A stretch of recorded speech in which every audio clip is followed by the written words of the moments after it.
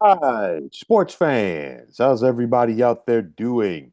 William Martin coming at you one more time here on YouTube with another edition of the 300 Pounds of Sports Knowledge Podcast.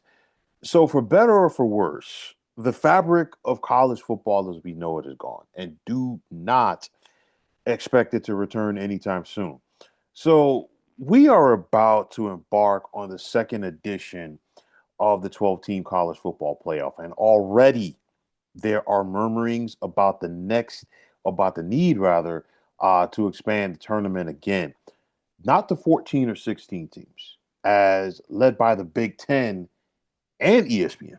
They are looking for the push to make this thing 24 teams. Four automatic bids from each of the four power conferences, a pair of bids from the group of six, as well as six at large bids. And you have to ask yourself, when will enough be enough? Because, like I said before, this whole thing is led by the Big Ten and ESPN, and it's nothing more than a money grab. And we know that the Big Ten is open for bigs and business with their drive for private equity, which could actually force some of the big boys at that conference to say, I've had enough. But like I've said in the past, okay, if you have yourself a 50-team tournament, there's always going to be the 51st team that feels like, hey, you know what? They should be in. And I feel like, you know what? We got to stop attempting to water down this playoff just to make money. And basically, all you are doing is handing out bids for the playoff like they are participation trophies for a Pop Warner team. The college football season begins in late August and it runs through early December. And during that time, each team gets 12 games as well as a conference championship game for some of these teams, okay, which is more than enough time to decipher who is playoff worthy and who isn't.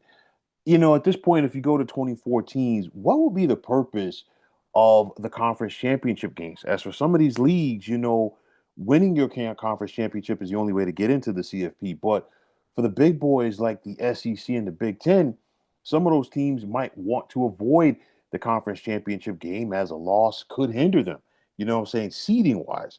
But you look at things right now, okay? And if you were to go to a 2014 playoff this year, for an example, uh, all it would do, in my opinion, would give schools like Texas and USC, an opportunity to get to the postseason and basically give them a mulligan.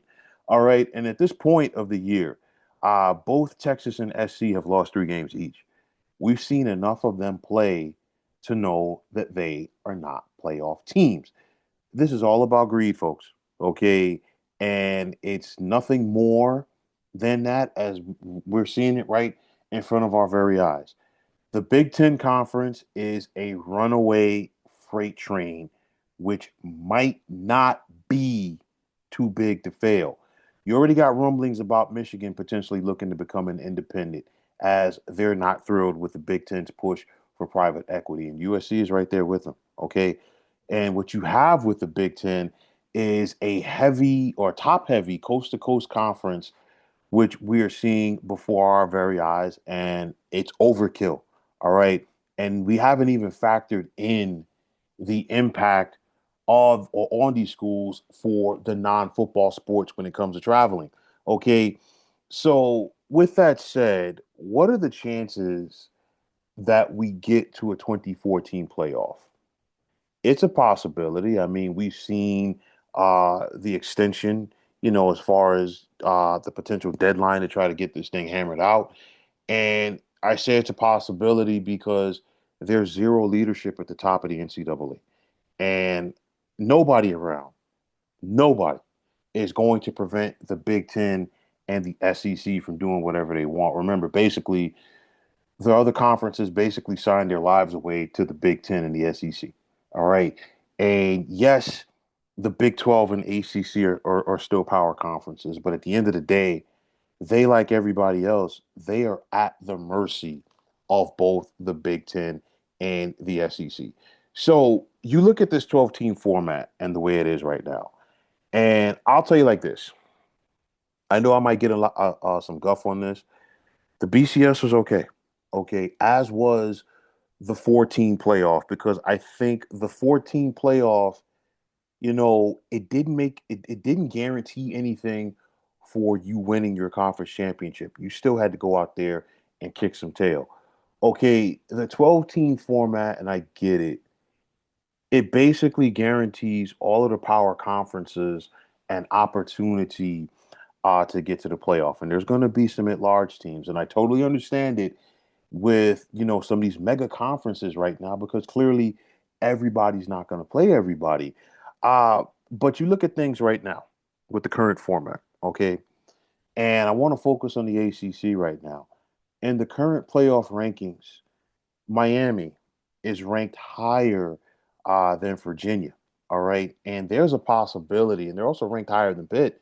And there's a possibility that Miami, who's ranked higher than both of these schools, and you could throw SMU into that mix as well, Miami might not even get to their ACC championship games. Very strong possibility we don't see the Canes get in there. So now the ACC is going to have an automatic qualifier, whoever wins their conference. Do they bump Miami from the college football playoff? Okay, this is a legit question right here.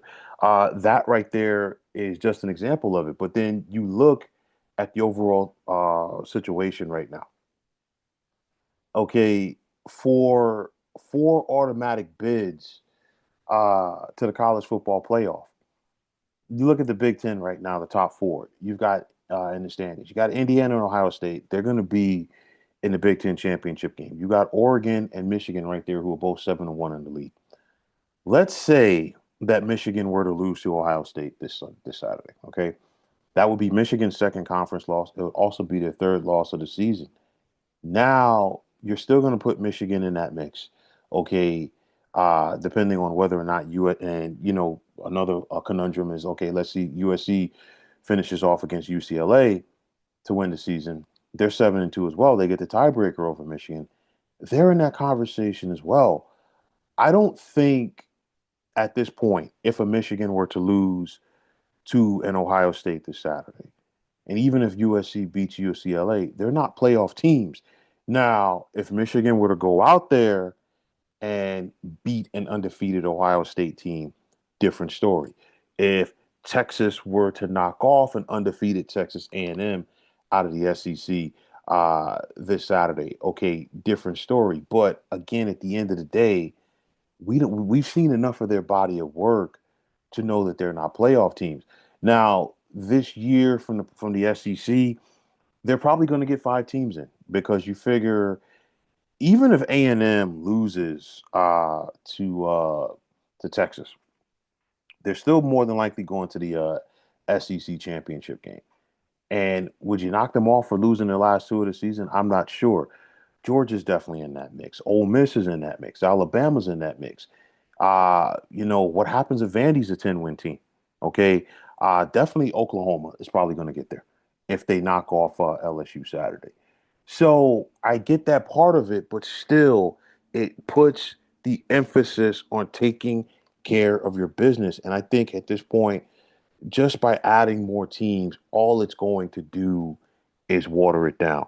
Are there good teams all across the board in college football? Absolutely. But again, this is why it comes down to you've got to go out there and take care of your business on each and every Saturday. Easier said than done in the current landscape of college football, but you got to go out there and take care of your business. 24 teams is just too much. I think 12 is fine. I know some people who say maybe, hey, go to 14, go to 16. But you know what? If anything, let's see how this thing looks for a couple of years before we get there. And maybe if you want to do the 14, fine. But at the end of the day, if you do go to 14, guess what? More often than not, those two top seeds are going to be handed out to both the Big Ten and the SEC. Okay, like I said, the ACC and the Big 12, they're just at the bidding, if you will, of the Big Ten and the SEC. But nonetheless, when is enough going to be enough for playoff expansion? That is the big question. And like I said, as long as nobody's there to slow down the Big Ten, as long as nobody's there to slow down the SEC, guess what? they are going to continue to do whatever they want to do. But, folks, that is going to wrap it up. And as always, I want to take this time out to thank each and every one of you for checking out the 300 Pounds of Sports Knowledge podcast here on YouTube. And as always, if you like what you heard and saw on this podcast, you know what to do. Just hit that like button as well as subscribing to this channel. And like I always say, it's greatly appreciated. Also, if you are on the X, formerly known as Twitter, you can check me out anytime at 300 Pounds of Sports. And like I always say, if you give me that follow, it will be my pleasure to do the same in return. And that also goes for Instagram, where you can check me out at 300 Pounds of Sports Knowledge. Also, if you're on Facebook, definitely check out the Sports Depot 365. And as far as I'm concerned, one of the better sports groups going on social media. But until next time, fine folks, my name is William Martin, and I'm signing off, and I'm saying thanks once again for checking out the 300 Pounds of Sports Knowledge podcast here on YouTube. Be well, everybody.